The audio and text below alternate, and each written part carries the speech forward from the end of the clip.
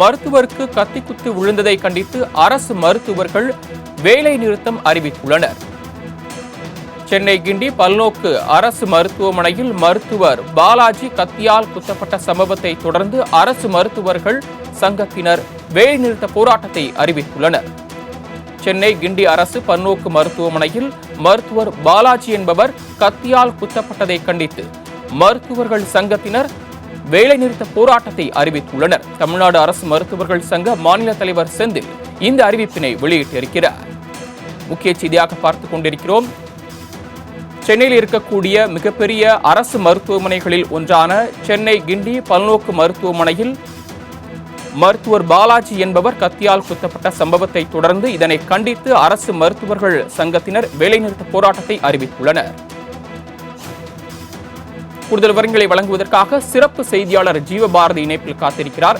ஜீவபாரதி, இது தொடர்பான மேலும் தகவல்கள்.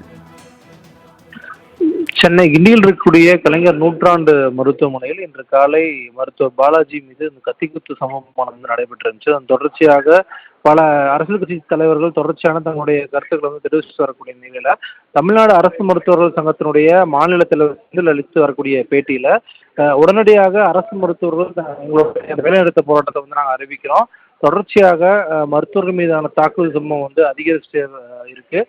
இதை தடுக்கக்கூடிய விதமாக அதற்கு உண்டான சட்டங்களை உண்டான நடவடிக்கைகளை அரசு உடனடியாக நிறைவேற்றணும் அப்படிங்கிற விஷயத்த குறிப்பிட்டிருக்காரு. அதே போல மருத்துவர்களை தொடர்ந்து மருத்துவ மாணவர்களும் வகுப்புகள் புறக்கணிப்பு போராட்டம் உள்ளிட்ட விஷயங்கள் அடுத்தடுத்த கட்டங்கள் நடைபெறதுக்கான விஷயம் குறிப்பிட்டு இந்த ரெசல்யூஷன் நாங்கள் போட போறோம் அப்படிங்கிறது தான் அவர்கள் இது வரைக்கும் குறிப்பிடக்கூடிய ஒரு மிக முக்கியமான விஷயமா இருக்கு.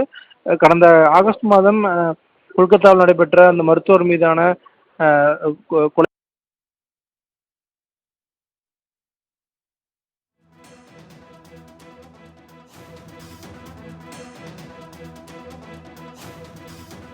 தாங்கள் வழங்கிய தகவல்களுக்கு நன்றி ஜீவபாரதி.